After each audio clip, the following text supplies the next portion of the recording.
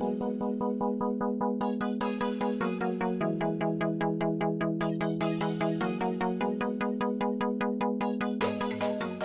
WHODEY NATION en español. Mi nombre es Orson G. y me da mucho gusto recibirlos.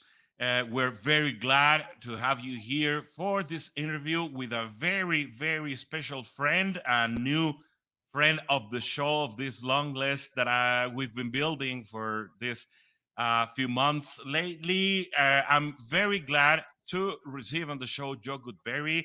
He's host of Bengals on the Brain on Cincinnati Bengals Talk, former host also from Lockdown Bengals. Joe Goodberry, it's a great pleasure to have you here on the show. Welcome.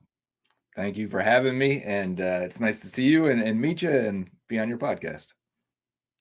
Oh, well, and there's a lot that we have to talk about because maybe free agency didn't start on a very positive note. Maybe fans were starting to get desperate as we start seeing that Samaje Perine and then Hayden Hurst and then Von Bell, and well, everyone expected Jesse Bates to leave, but no new arrivals were coming until Wednesday night. For some of you, it was Thursday morning because of the time differences. But then Orlando Brown decided to come into the Cincinnati Bengals, and I think it changed the whole face of free agency for this team, right? Yeah, Orlando Brown saved the day. I think we were all getting pretty antsy and nervous at that point that they hadn't signed anyone, that they were losing guys on deals that maybe weren't the biggest. Von Bell, he got paid. Hayden Hurst, he got paid, but they weren't numbers that you couldn't match if you're the Bengals with all of your cap space.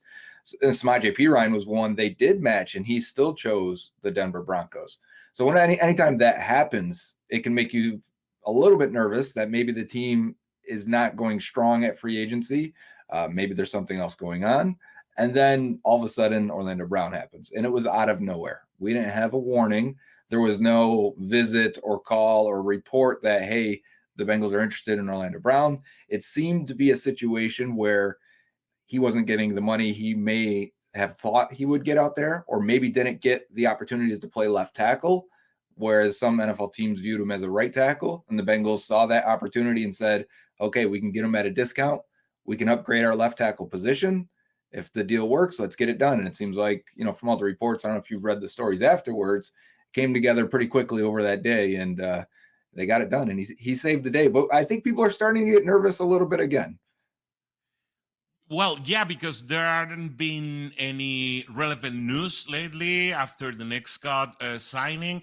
But I think it's part of a strategy, John, and I don't know if you agree, because there are a few guys. I mean, I know there's less guys out there, especially on positions that we might think it's crucial for the Bengals to acquire a bit of talent among this free agency, which are especially running back, going along with this Joe Mixon situation that is foggy so far, and maybe tight end, because you are not going to be able to fulfill them entirely in a draft that is taking shape as well. Yeah, I would agree. I think tight end is the big one for me. It sounds like they brought in Foster Moreau, who played for the Raiders, former LSU tight end that played with Joe Burrow and Jamar Chase for a year. There should be a connection there. It sounds like, reading other reports, especially The Athletic, that they may have offered him a 1-year, $3.5 million deal, is my take on it, similar to what they offered Hayden Hurst last year. I don't think that's what Moreau expected out there in free agency, so he's had to take some time. He also visited with the New Orleans Saints, probably didn't get the offer he was expecting as well. He's probably reflecting, hoping someone else will call, and he's going to have to make a decision in probably the next day or so, I would assume. I think the Bengals would like to have him. If not, they're going to have to pivot and get guys that are probably a tier or two below Foster Moreau, in my opinion. These are depth guys that at best are a tight end 2. If you need them, they can be that for you.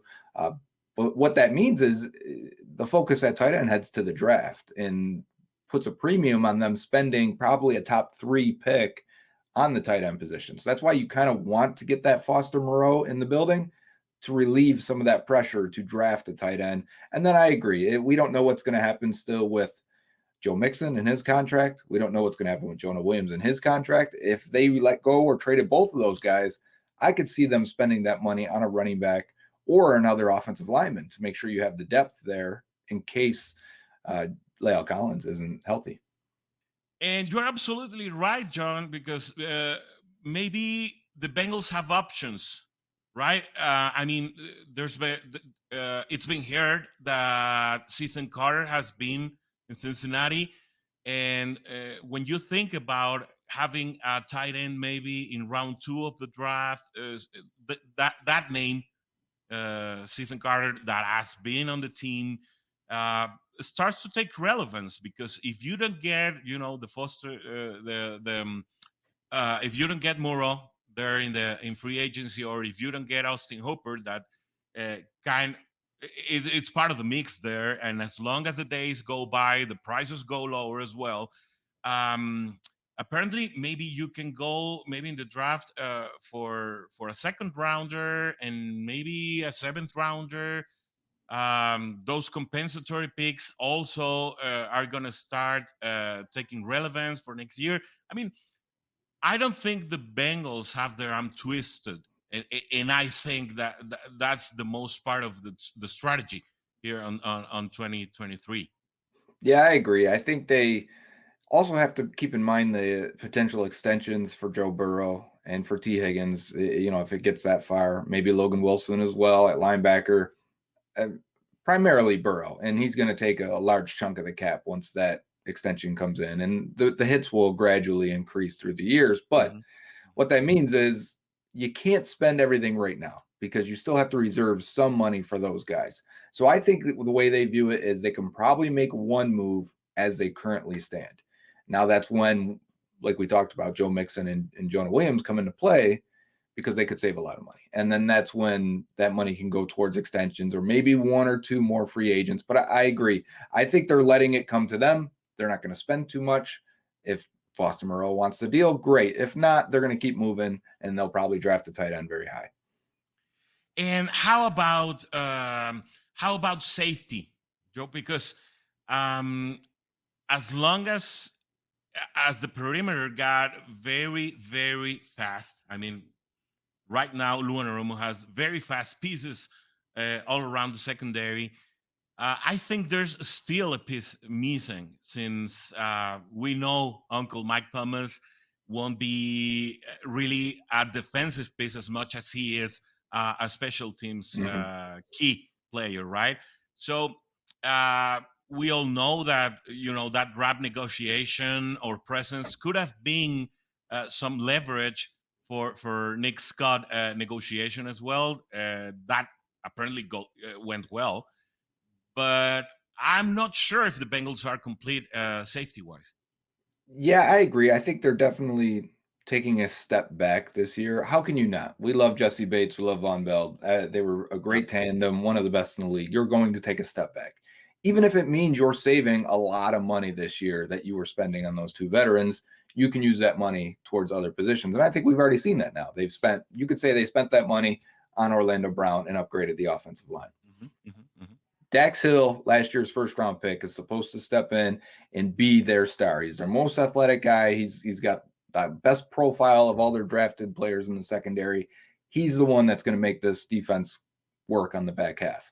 I think they wanted to bring in a Nick Scott, and the options got pretty limited quickly at safety and free agency. So they got a guy that was athletic, that has played free safety and strong safety, so that you can interchange the 2 of them, and a guy that's very smart and that can help Dax Hill make the transition and become a veteran himself.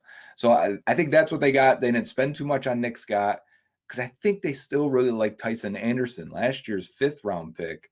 I heard they had a much higher grade on him. They would have taken him or considered him much earlier in the draft had they not have taken Dax Hill earlier. He missed the entire year, but I believe that they want to get him on the field. So Nick Scott doesn't hinder that. He's 28 years old. He doesn't have a huge contract. You can rotate those guys a little bit if you want to, if Tyson Anderson is the guy they expect him to be. So I think that's how they fill out that room. I could see another pick being spent there. I can also see a pick being spent at cornerback with the way Chidobe Awuzie is coming back from injury. They expect him to be ready, but sometimes those injuries take a year and a half. We may not see him to full strength until towards the end of the year. And also the Eli Apple situation, which we still don't know if he's going to come back. I mean, there hasn't been any rumors out there about the Bengals making an offer. Of course, they're uh, they have a strategy, and maybe they will wait until afterwards the draft to get a little bit closer to Eli Apple. Of course, you can spend another pick there as well. There are a few guys that you can pick up at round 2 or maybe round 3, because I think this is a strong generation on cornerbacks as well as it is in tight ends and running backs. Um, so the only concern might be having a very, very young secondary, right? I mean, having Cam Taylor-Britt out there and having Tyson Anderson and having Dax Hill. I mean, there's like an inexperienced amount in a section or in a department of this team that had been pretty solid for the last couple of years since Luanarumo came to town. Yeah, and that's a big thing. The part of why the Bengals defense was so good in clutch and crucial situations, and you hear other players and other teams talk about it, like the communication and the way they pass things off and know what each guy is going to do, wasn't like any other team. That was a big strength for them, and it's because you had Jesse Bates and Von Bell. They didn't miss a snap last year, right? That's why Dax Hill didn't really get on the field. Those guys were extremely durable, and they have been throughout their careers. If that could be something you miss as well. Like, you can't expect everyone to play 99% of the snaps, even if we like Dax Hill and Nick Scott. Chances are something's going to happen. But the communication between Bell and Bates was key. It helped everyone out. I think when they lost Chidobe Awuzie last year, halfway through the year, there was some panic that maybe they're not talented enough at corner. We didn't have at that point. We didn't know what Cam Taylor-Britt would be. We knew Eli Apple has his ups and downs. Serviceable player, but ideally a backup. And I think we saw how much the safeties impact the corner positions, how much Jesse Bates covering over the top frees those guys up to maybe make some mistakes and not get killed for it, right? So you may not have that safety blanket this year in Dax Hill and Nick Scott. You may take a step back. You may need the corners to be better than they were last year. And that's where I still can see a need at that position. But that's a turning point, and I was reflecting on that maybe a couple of days ago. And for most of the last season, it was a defense that was keeping the Bengals on the game, as the rivals were kind of decipherating what the offense was gonna do, and maybe they were hindering the plans, right? So I think the ultimate reflection was we need to give Burrow more time, because that is the key to having a very effective offense. And I think that's the thought that redirects, your budget in order to make decisions, to have that extra second or half a second. So this offense can be sort of unstoppable. I mean, there are non-unstoppable offenses as it is, but I think that the ultimate reflection for this coaching staff is the offense needs to be our main threat for our rivals, and not the defense carrying or keeping us in the game. And I think it shows when you see these sort of decisions in which, there wasn't a very high offer. They tried to retain Von Bell, I'm sure, but the offer wasn't that high. We all knew that Jesse Bates was leaving. They keep Jermaine Pratt. I think right. scheme-wise, and that was the deliberate decision. That wasn't a last-minute decision. So I think, between Anarumo and Taylor, they are deciding which would be the main threat of this team, and of course, you're deciding to the guy who throws the ball. Think of the last 2 games from the Super Bowl to the AFC Championship. They lost the same score, 23-20. For a high-powered offense, you scored 20 points in each one of those games. For as much as the defense had their issues in both of those, you could say the defense outperformed the offense. And the offense for Joe Burrow, T. Higgins, Jamar Chase, Joe Mixon, Tyler Boyd, you should probably score more than 20 points. I don't care how bad the offensive line is. You should probably score more than 20. And they did not in either game. So I think they look at it and say, had the offensive been better in any of those two games, they could potentially have 2 rings. Now, the best way to do that is to fix the offensive line. And I think that is where they've funneled their resources. But the idea stands. The way you laid it out, I think, is correct.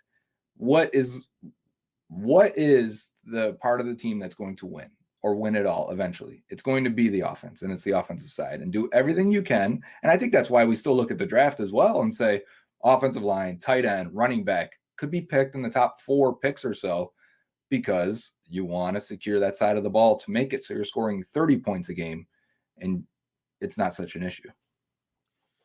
So I'm gonna get you in a bit of trouble because we didn't talk prior about this topic, but once we're touching the draft, so frequently, what would you think, Joe, might be the first three picks of this draft for the Cincinnati Bengals, considering that maybe the cards are opening for the first round and finding an offensive tackle right there. I mean, there are 3 candidates that might be suitable for what Cincinnati is showing is their plan for the future. Yeah, and I think you should always reset after that first week of free agency anyways, because it changes. It has a cascading effect from the first pick all the way down to where the Bengals picked 28th in the first round. Teams signed offensive linemen, so now they're not going to draft one. Teams may have signed a tight end. Now they're not going to draft one. So that could push potentially guys behind. The actual effect, I think, is that I think there may be a defensive end or a defensive tackle there, and the Bengals haven't spent a high pick at that position in a long time. And they have a very expensive veteran defensive line right now that, to be honest, could be better. And when you look at the future years, in 2024, 2025, you're losing DJ Reader potentially. You're losing Trey Hendrickson potentially. We saw the way the Bengals reacted to signing their own free agents this year, guys that were nearing 30 years old or at the high end of a budget. They decided to go somewhere else instead. I could see that happening with Reader and Hendrickson in a year and 2 years, respectively. So is this the time where they try to replenish that and keep the cycle going so you always have good defensive linemen? Because I think that's key. Yes, you want to have good offense, but you want to affect the other team's quarterback. Best way to do that is with a pass rush. So I think they could, if the right guys were there, draft a defensive lineman high for the first time in a long time, since 2005 with David Pollock, I would say, out of Georgia, if you remember that long ago. But otherwise, I do think the draft lines up at offensive line, offensive tackle especially, at tight end. And I don't think running back high is in round 1, but it's really strong and deep in rounds 2, 3, and 4, and even potentially round 5. So do they wait? The Bengals' history says they go and get a running back early, second round. And because it's the guy that touches the ball probably the second most on the entire team, your quarterback, and then it's your running back. And while the value of that position has devalued in a passing league, I think the Bengals still really value the running back spot, especially the number 1 running back. And I think they would spend a second rounder potentially on that position. But I could see them going in 3rd or 4th because the draft class may just dictate that. So I would say, as of now, keep an eye on the defensive line, because I think it's a future need that they could go with. I also think corner could be taken in the first round. But if I had to bet that they would just address their needs, I would say it stacks up with O-line, tight end, and then running back in round 3.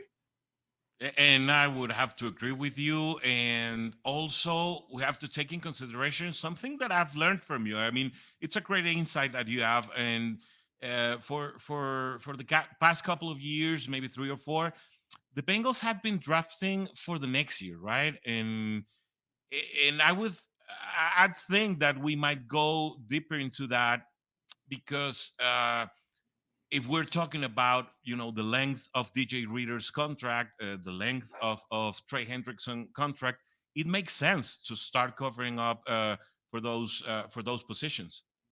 Yes, and Chidobe Awuzie as well. Last year of his contract, 2 years left from Mike Hilton. That's why I think corner could definitely be a sneaky need for them, because if they drafted a year ahead, that guy's going to be ready to step in. You don't have to pay Awuzie, because let's be honest, when they pay Burrow, if his cap hit goes from $16 million to eventually $50 million, That's a lot of these guys that you can't keep. That's Chidobe Awuzie, that's Mike Hilton, that's maybe Trey Hendrickson or BJ Hill. If you can't keep those guys, that's just math, right? If you can't keep them, you need to draft those positions and be able to replenish those with guys that hopefully you draft and draft them well, and they're good players.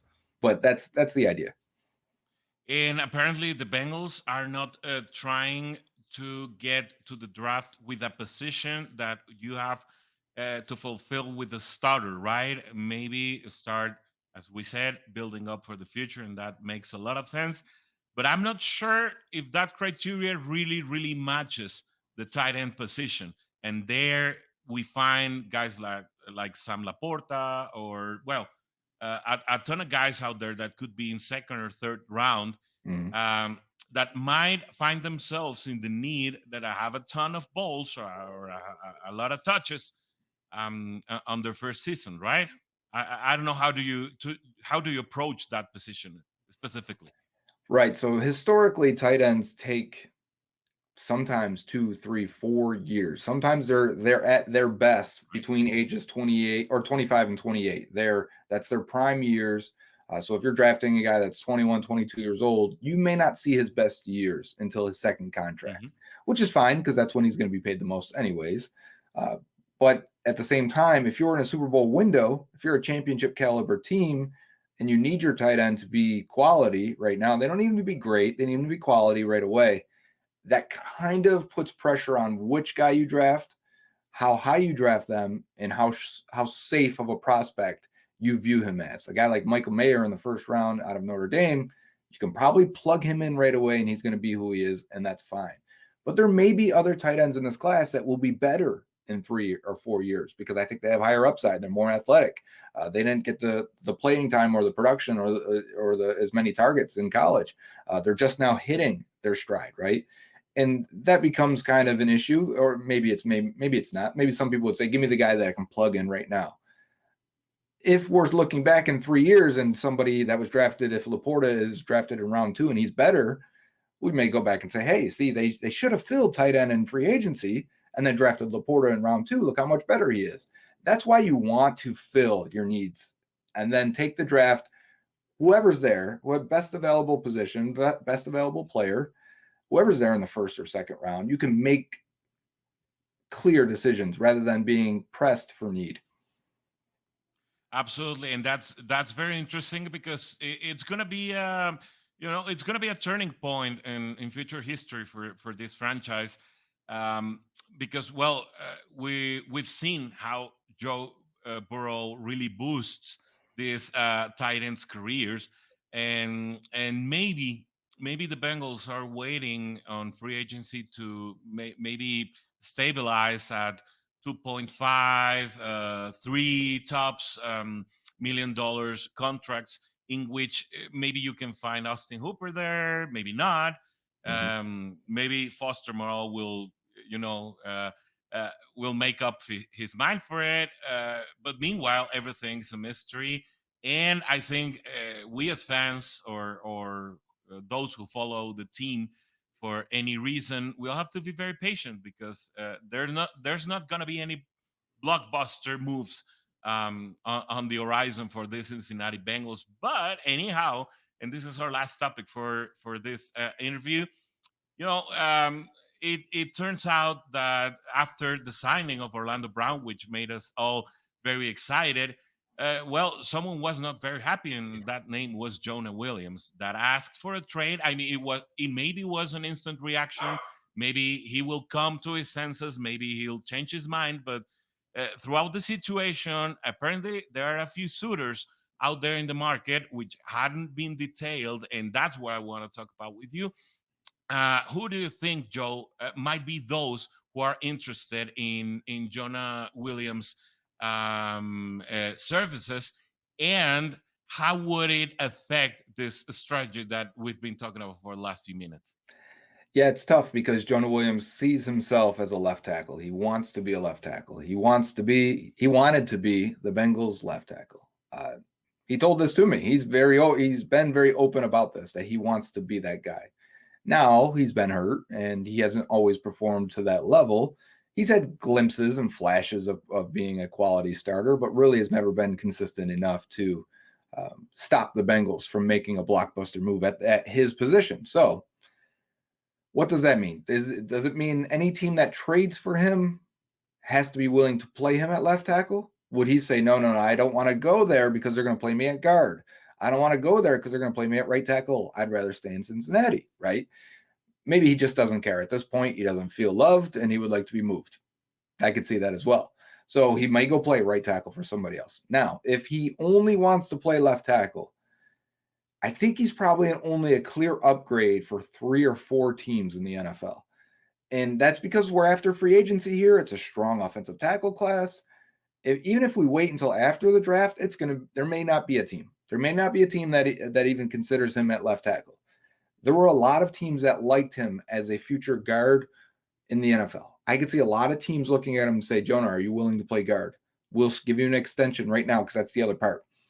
He knows he's not going to get extended with the Bengals after they did this with Orlando Brown. They're already paying Orlando Brown. They're paying Ted Karras. They're paying Alex Kappa. It would be hard to pay Jonah Williams, even if he played well his final year here. So I think he's looking at it like, if I can work out an extension with the next team and I have to play guard or right tackle, that may be more enticing for him. But at the end of the day, he may not get a choice anyways. The Bengals could ship him wherever they want. That new team could agree with the Bengals and they can send him on his way. Bengals seem like a team that would consider his wishes, though, because the options are, we can go ahead. What are you thinking? No. But I was thinking that, I mean, they wouldn't go for less than, this trade, like this trade that happened when Billy Price went to the Giants and we got BJ Hill, right? Sure. I mean, I don't think they would go for less for that. I mean, as long as they are considerate and might hear what Jonah has to say about it, I don't think there's any team that maximizes their operation more than the Cincinnati Bengals. No, I agree. Because that's the thing they have to weigh here. It is a $12.6 million. It's basically fully guaranteed for Jonah Williams. So if they send him off, they get $12.6 million in cap space. That's a lot of cap space. You could fit almost all of their signings this year under that 12 point. You can get Orlando Brown, and he's getting 16 per year, but his cap hit this year is only 10 million. So you could fit enough guys under that salary. Now, how do you balance that? So if a team offers you, let's say, a 6th round pick, you may value a starting right tackle as more than a 6th round pick. I want a 3rd round pick for a starting right tackle. If he's on their team right now, he wouldn't have a choice. If he's still here in September, he's got to play right tackle. So you would say, no, I want more. But the counter would be, listen, this is almost $13 million in cap space. Like, take a 5th round pick. What about a 5th to get that much more, where you can now go out and sign a few free agents and get them under this roster right now? So I think that's what they have to weigh. Maximizing what the value of Jonah Williams is, while also maximizing how much they could really sell cap space for. I mean, that's what you're doing right now. Is at the very least, if Jonah doesn't want to be there, take the player out. I think $12 million could get you a 4th round pick. If you could buy cap space, or if you could buy draft picks, it would probably be in that range. So it's something the Bengals have to weigh.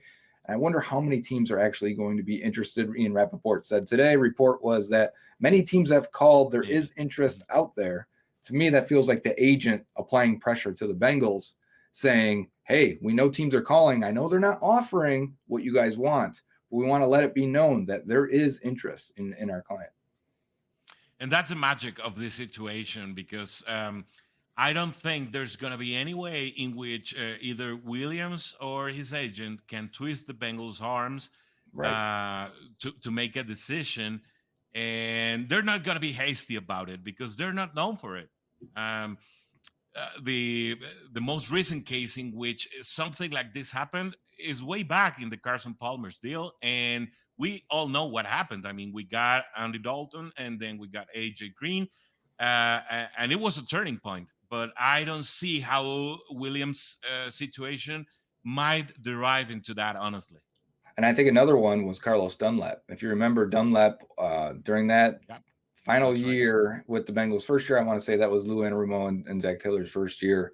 But he had to go and do some things that were out of character for Dunlap, where he had to start posting pictures on social media, putting his house up for sale, saying things that, honestly, I don't truly feel he believed. He just knew he had to force his way, force the Bengals to finally trade him because they wouldn't do it otherwise. And those are the kind of tactics it takes. Either you're going to sit out and not show up, or you're going to strong arm them and try and twist their arm. And whenever that happens, though, if you remember, that trade was for a 6th round pick and an backup offensive lineman, BJ Finney. You don't get the value back. The team knows they don't get the value back when the player has the leverage and starts making public, words with through the media saying how they want to be out. So I think it's probably in both sides' best interest to do a move as early as possible. But if it doesn't happen, if it all falls through, Jonah Williams will play right tackle for the Bengals in 2023, and he doesn't have a choice about it. Exactly, because he has a contract. And I would say, Joe, it was a different time because there was a lot that Zach Taylor had to prove back then. And right now, I don't think he has to prove anything. I mean, he will take things as they are, and maybe that's relevant for Williams as well. So I think, and that's my personal point of view, that we'll see Williams playing right tackle whether he wants it or not next year. And the only way to get out of it is if the Bengals get a 3rd rounder or more, maybe a 4th and a conditional pick. I don't know. I don't think a 4th really cuts it. I think it may have to be a conditional pick in any scenario. If he stays healthy and plays the way he did, I think his first 2 years, honestly, he was much better. Last year was his worst season. He was much better the previous 2 years. If he stays healthy, and let's say you say, okay, we'll take a 4th rounder, but if he plays at least 14 games and you guys make the playoffs, or he plays 14 games and he whatever line you want to set. I don't think teams are going to use PFF grades, but if you want to say he plays at a 72 PFF grade and plays 14 games, it moves all the way to a 2nd round pick. I think teams would agree with that. You got a quality starter and he plays they'd give up a 2nd or a 3rd rounder for that. So I think a conditional draft choice may be the way to go. Yeah, because that's right. I mean, and you're talking about a great point. Jonah Williams can be a starter maybe in half of the teams in the NFL. And of course, that is relevant. I mean, he was a starter, even though he has not played to his best. We have to remember, first year injured. And well, this last year also kind of injured. I mean, the knee situations, the kneecaps really didn't go through. And we also have to remember that he's coming out of this operation, and this operation wasn't real easy. So that also hinders the expectations for the teams in the time being. Well, Joe, it's very good to have you here on the show. We really appreciate you coming and having the time for Latin American audience. I don't know if there's anything you want to say to the guys that are also paying attention to your content outside the United States. Yeah, there is. I appreciate everyone from everywhere that reads, watches, listens, and I hope everyone can make it to a Bengals game and we can meet and have a good time and cheer for our Bengals. And if you haven't done that, it really is a family atmosphere. People from all across the countries and different countries, but all across the world come together and we have a good time and everyone's welcome. Oh, well, we'll take that invitation, and we're trying to be there next September, and that's going to be another story. Maybe we'll do a live show there. I don't know. The sky's the ceiling. But again, Joe, thank you for being here on the show. Maybe and hopefully this is not going to be the last. I think people is going to be thrilled to find out that you were on WHODEY Nation in español. And until next time, guys, thank you for being here, and WHODEY. WHODEY.